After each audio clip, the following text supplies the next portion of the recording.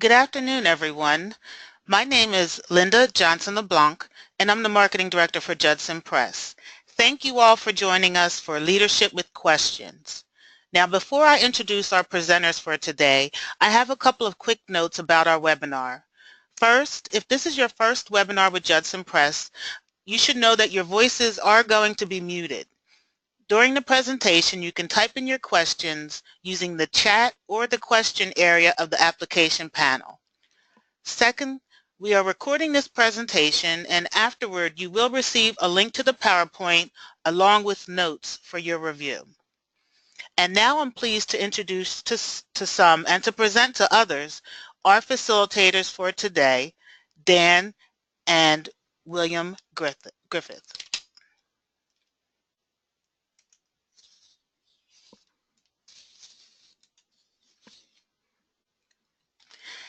Dan Cash currently serves as Senior Pastor of the First Baptist Church of Columbus, Indiana.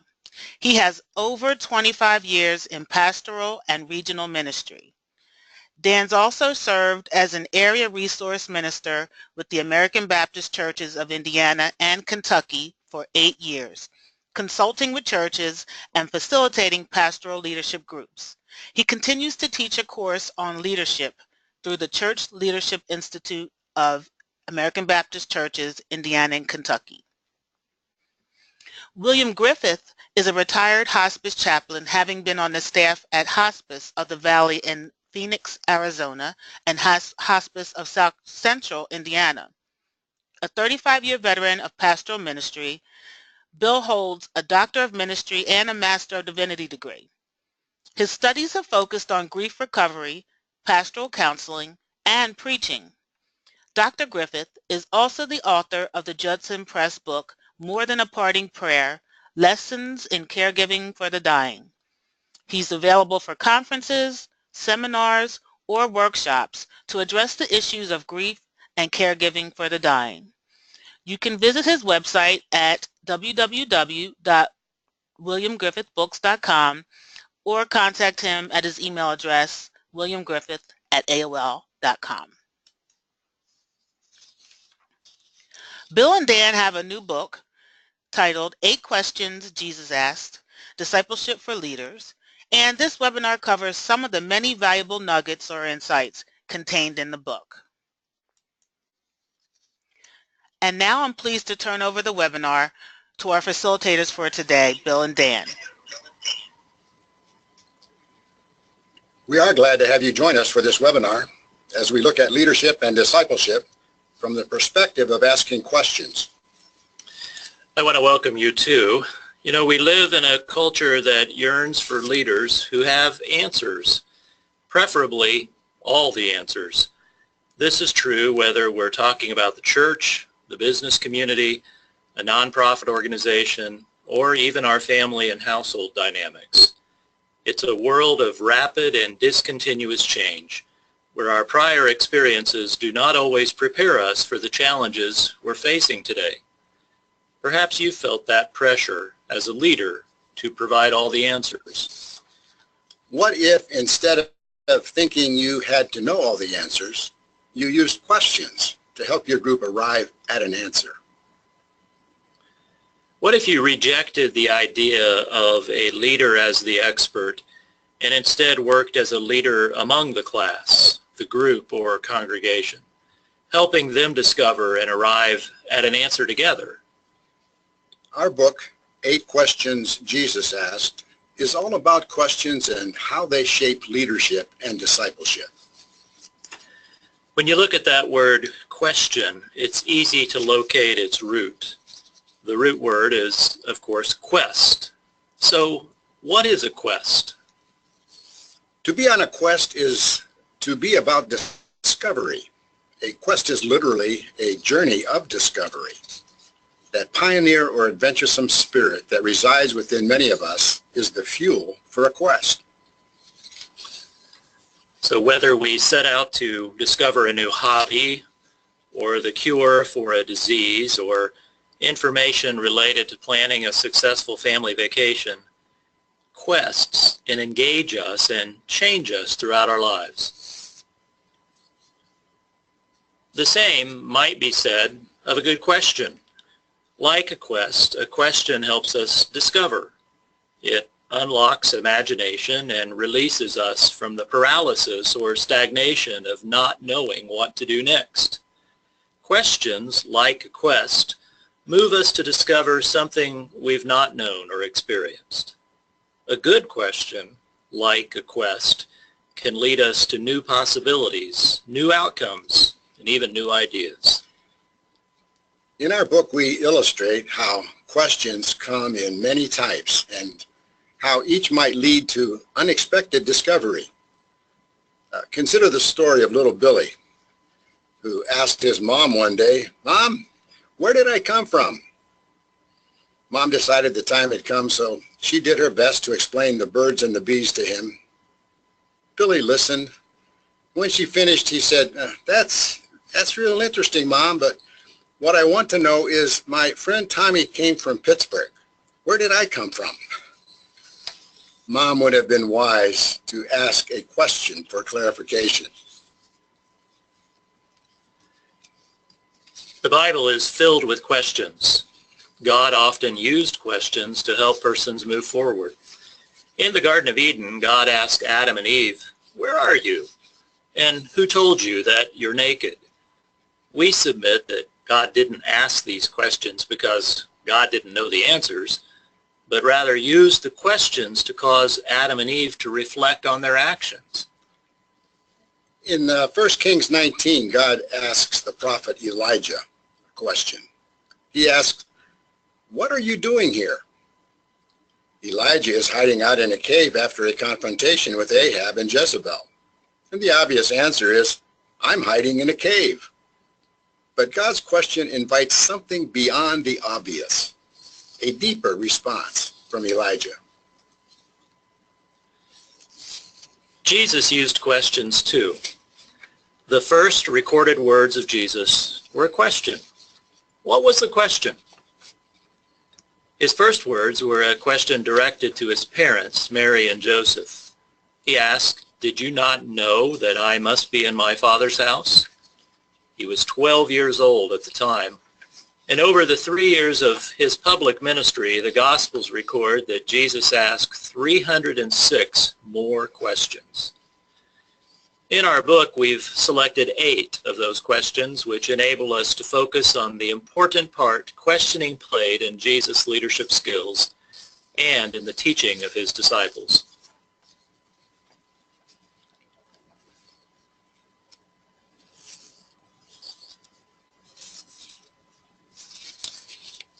As we stated earlier, organizations today are all facing change. Churches, all churches, are being confronted with change. Take a moment and think about the changes your congregation may be facing. As you make your own mental list, we think that you will find that many of these changes are ones that you or your congregational leaders have had no prior experience navigating. But because you are the leader, persons may be looking to you to provide direction and answers. The prototype of leader as expert, or the one with all the answers, just no longer applies. This is true in part because the leadership challenges keep changing and we haven't found the answers yet. So what if we tried a different approach? One such approach, built around asking questions, is the discipline of coaching. Let's take a look at how coaching can be an effective means of leading. Coaching is a leadership discipline that helps guide or move a person or group from where they are to where they want to be. In leadership coaching, the coach or leader uses questions to help unlock a person or group from what was previously considered a stuck situation into forward movement. Coaching allows leaders to serve as guides without having to know all the answers. Coaching is a discipline that can be applied to both leadership and discipleship in church settings. Now in coaching, we want to ask open, as opposed to closed questions, and powerful versus leading questions. So what's the difference? Closed questions invite a one-word answer. This is often a yes or no response. For example, a pastor might ask her colleague, "Did you hold the outreach team meeting last night?" The question invites yes or no, whereas an open-ended question invites more than one word. For example, what were the outcomes of the outreach team meeting last night? Leading questions guide a person or group to a desired response. For example, a leader might say to a ministry team as they meet to plan an annual event, "We don't want to do that again, do we?" This is a leading question. But if a leader asks the team, "What are 3 options for our event this year?" This is an open and powerful question. Or a leader might say to a colleague who's feeling a bit stuck, "What are you thinking about as a next option?" Or, "What obstacles are you facing? What resources might you need to move around those obstacles?" These are all coaching questions that invite creativity and imagination from within the person being coached. We hope you can begin to see that open and powerful questions promote thoughtful responses. Not only is this true when we are working in a leadership role, powerful and open questions are also of tremendous use in discipleship, whether that happens in a one-to-one conversation or through teaching a class or small group. Let's consider an example from Jesus' ministry with his disciples. He asked his disciples a powerful question when he asked them, "Who do you say that I am?" The disciples had to make a personal verbal commitment, and it was Peter who stepped forward and said, "You are the Christ, the Son of the living God." Powerful questions in the scriptures invite readers to find themselves in the story and to make personal observations about the story's message for their own lives.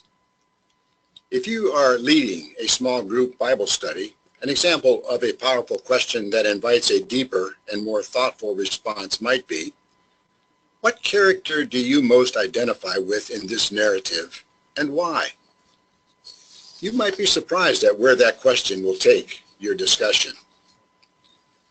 We can employ the use of these powerful and open questions in many places and in the many leadership roles that we play in life. They can be used in parenting or grandparenting, in a mentoring relationship, in youth ministry or family ministry, in leading leadership meetings with the church ministry team, board or committee, and with your church staff and your church volunteers. We believe that leading and discipling through the use of questions can bring hope and new promise to both the leader and the groups they lead. But leading through questions will require some extra work from us.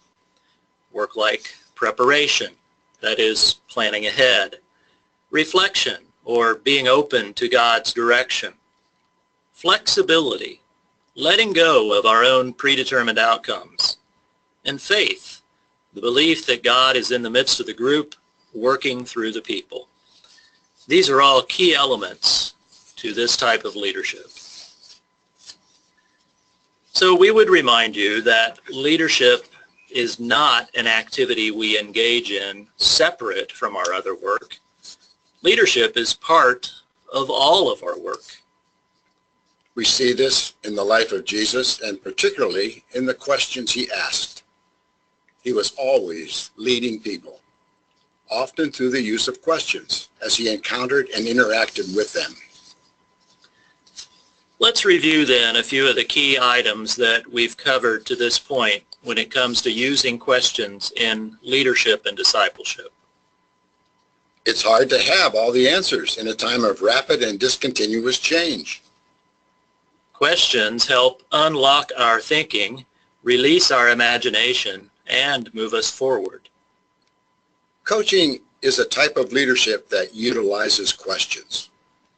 Good coaching depends on good questions. We see this modeled in the ministry of Jesus.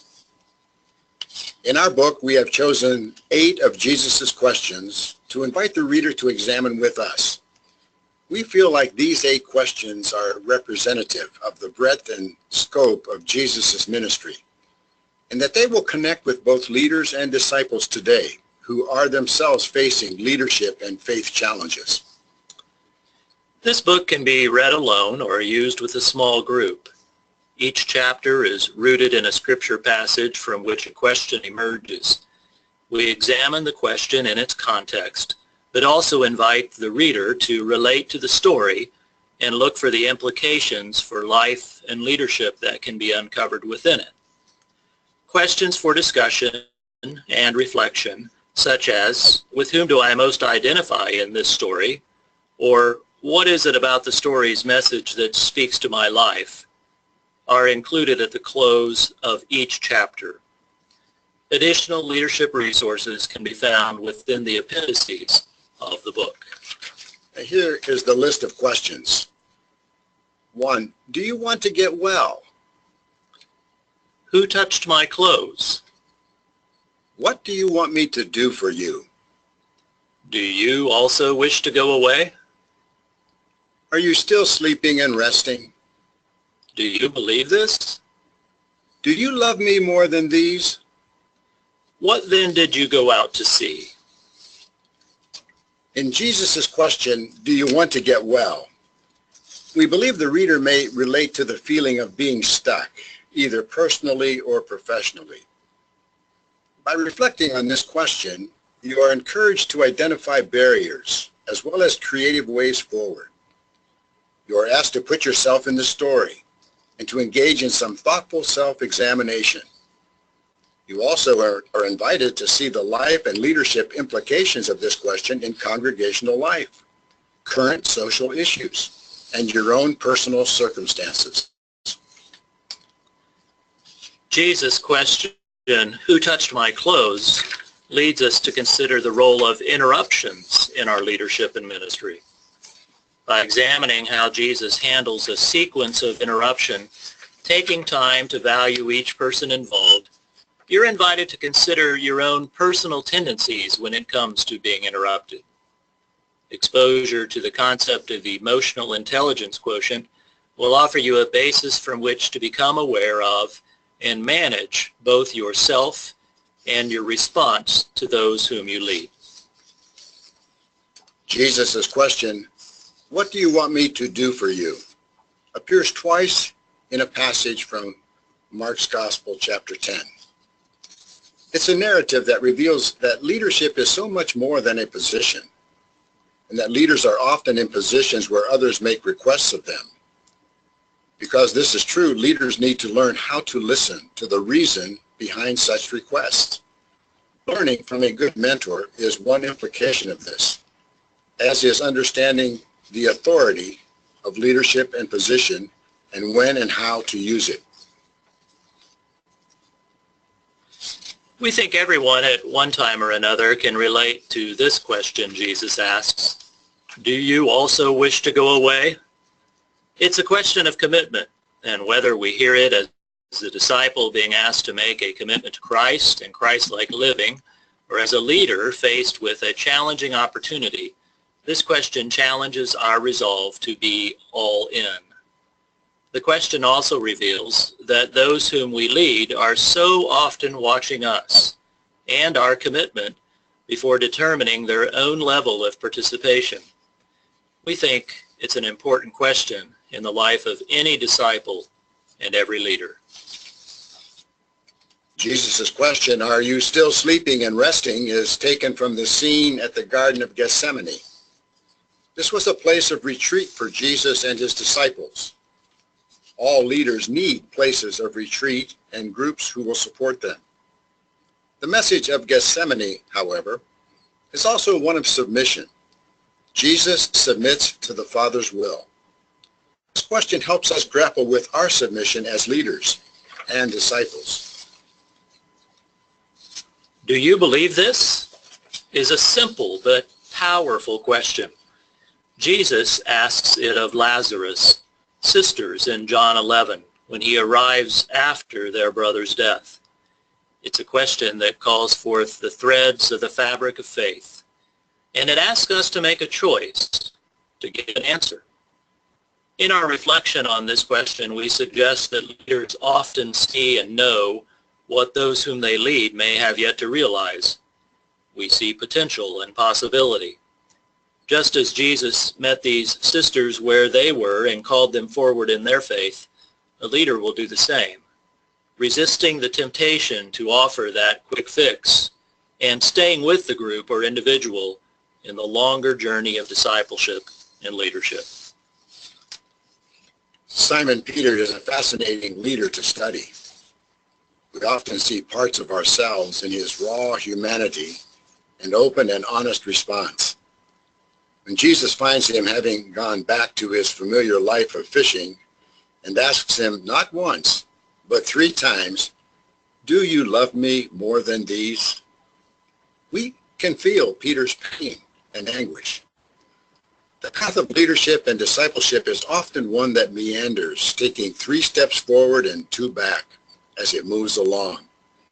But Jesus' question is one of restoration, asked repeatedly to establish in Peter a new and more permanent equilibrium and leadership role. God often puts persons in our path to ask these kinds of challenging questions. What then did you go out to see? This is a question Jesus asks in response to a question. Why do leaders do this? Perhaps out of the belief that the person asking the original question has the answer within him or herself, but just needs some encouragement to find it. By asking a group to reflect, maybe on their own question, as Jesus does in Luke 7, we're giving them the opportunity to own the challenge themselves. This question also leads us to acknowledge that leaders are always working from their own imperfect life situations and personal issues or baggage. While the challenges before us are great, God is still at work among us if we will only look for the evidence. These then are the 8 questions Jesus asked that we invite you to explore with us in our book. They are questions of both discipleship and leadership. Among other things, these questions and the narratives from which they come will help you to identify and overcome your feelings of being stuck. Learn to view interruptions as opportunities. Understand that leadership and authority are about much more than position. Realize that we're all tempted at times to walk away. Come to value times of retreat and importance of support from others. See how poignant questions reveal the many threads that make up the fabric of faith. Affirm that both discipleship and leadership often follow a meandering path. And know when you might answer a question with a question. We want to thank you for taking some time to share this webinar with us today. We hope that it has been helpful as you practice leadership and engage in discipleship with others. And we hope you might have some questions for us at this time. Thank you, Bill and Dan. And so now I invite any of our attendees who may have a question about the content to use the panel on your screen to either raise your hand or type in a question in the question box area.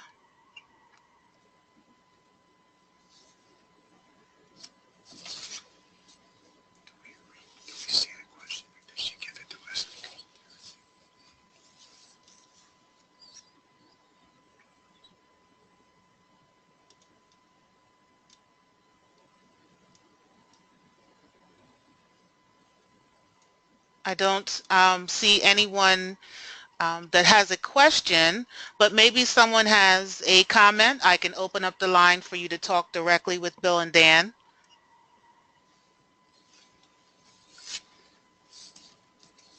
All right. Dave Moore, your line is open. Yeah, I wrote a question. Do you have any examples of how this approach has worked in an office, corporate type setting? Well, thank you for the question. Of course, our ministry or our work is ministry based, so we're more familiar with church or, in Bill's case, the hospice setting. But I know from just some general exposure to leadership coaching that the discipline itself originated out of the corporate world. So I think it's been used there for years in those kinds of settings. I don't think, I think using questions is transferable to all different kinds of disciplines.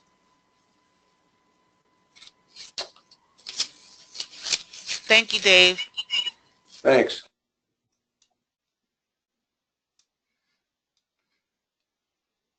Is there anyone else who may have a comment or a question?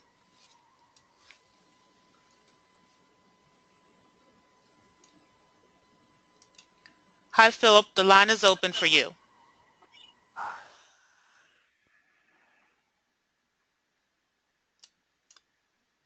Well, I just, sorry.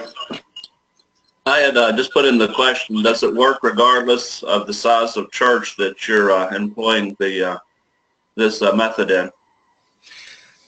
It works in groups or it works in one-on-one. For example, as a hospice chaplain, I've entered a room where there's a dying person and sizing up the situation and their ability to respond.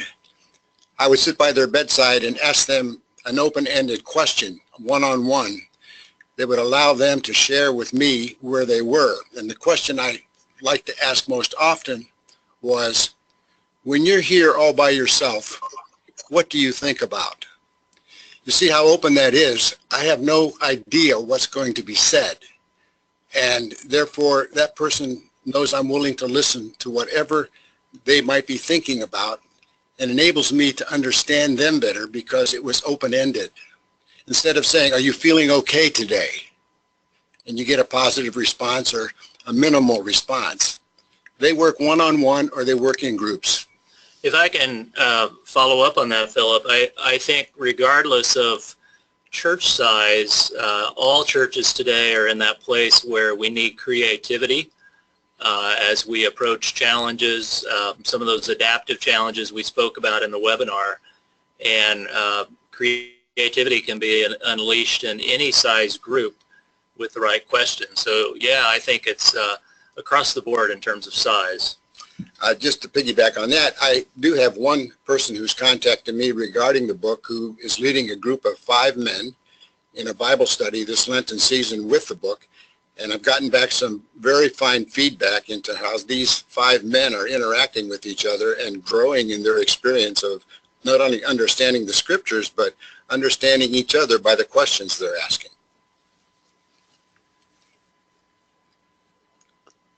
Thank you for your question, Philip.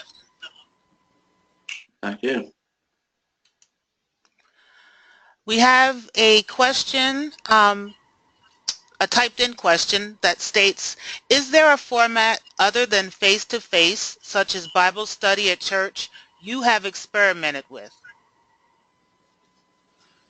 Yes, I think both Bill and I in our teaching approach often have used questions and similar to what we've written about here, that ability to turn a teaching moment from just lecture to dialogue or to pull learnings from a group. All of that is based on finding good and open questions, powerful questions that lead people into that. The other thing that I've used this with often is with group work in churches, whether that's a ministry team or a board. When I did area ministry, it might be sitting down with a search committee or a consultant group in a church, but using a questioning approach, particularly when you're walking into an environment that you don't understand very well, to figure out what is going on there, what the concerns are in that group of people, and where they want to take the conversation and the work. And I believe this is a follow-up to that question. Could this be used in one-to-one spiritual direction? Absolutely. I think that's the beauty of coaching. It is, we often think about it as interpersonal discipline, but and it's very effective that way. And with spiritual direction, you know, that's all about asking open questions that then depend on the person being directed to sort of set the path. So yes, I think it's a very effective technique with that as well. All right, and we have another typed in question. I am starting a new call to a church and want to set the tone for change. What questions would you use to allow people to move into and through change? Well, we're all asking that kind of question, aren't we? Whether we're starting that new call or not. But great for you to be thinking about that as you get off the threshold with a new congregation. So I think that's a great opportunity to do a lot of listening as you get to know the context of your new ministry and the people who are there. And one of the ways you might approach that through questions that eventually get you at the topic of change might be just to have them explore with you some of the changes they're facing in their lives, not just in the church, but in all of their lives, and then reflect together on how they're responding to that. How does that feel to them? Where is that frustrating to them? Where are they winning or succeeding at that? And then maybe through some guidance of questions, take that back to the church, and what does that look like in a church or ministry context today? I think to piggyback on that, a question that asks them to describe some of the what they consider important changes that church has made in the last decade. If they could give you their own personal answer to that, that would reveal to you how they have worked through change, and you might then follow up with another question about how was such change received, and that certainly would give you a feeling from their side as to where you might be headed when you're going to introduce change. One simple but pretty powerful question that's very open-ended would be to ask, if you had 3 wishes for our congregation, what would they be? And just let that sit there, and it will surprise you what people are thinking about, and maybe the creativity that begins to emerge from a question like that. Thank you. And now I'm going to open up the line to Eleanor. Hello. My question is, when asking a question and there is no response from anyone, do you rephrase the question?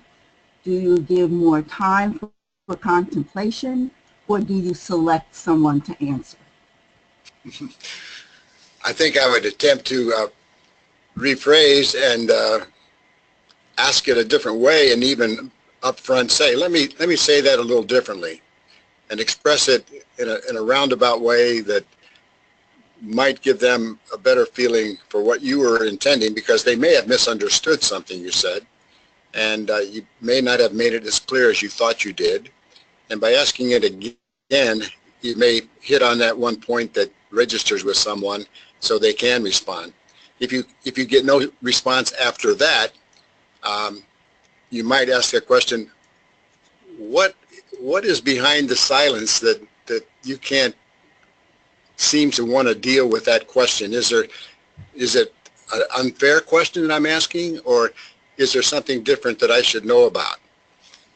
More questions just kind of, I think you could get to a point where somebody begins to talk then, and maybe then you could work back towards your original question.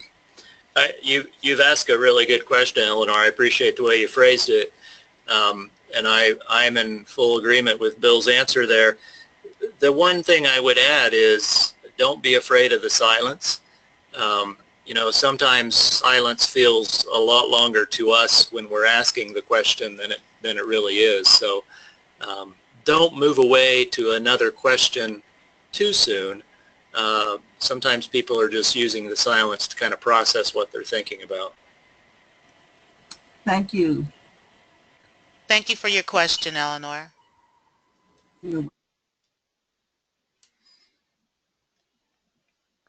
All right, Bill and Dan, I think we've worked our way through the questions. Again, if you would like to speak with Dan and Bill more, I will include their contact information in the follow-up that contains the webinar link and the PowerPoint. And so I'd like to thank Bill and Dan again for their time today for a great webinar. And thanks go out to you all for joining us today. And I encourage you to learn more about 8 questions Jesus asked. It can be found on the Judson Press website at www.judsonpress.com. And you can order a copy online at a 20% discount. Again, thank you all for your participation and enjoy the rest of your day. Thank you. Thank you.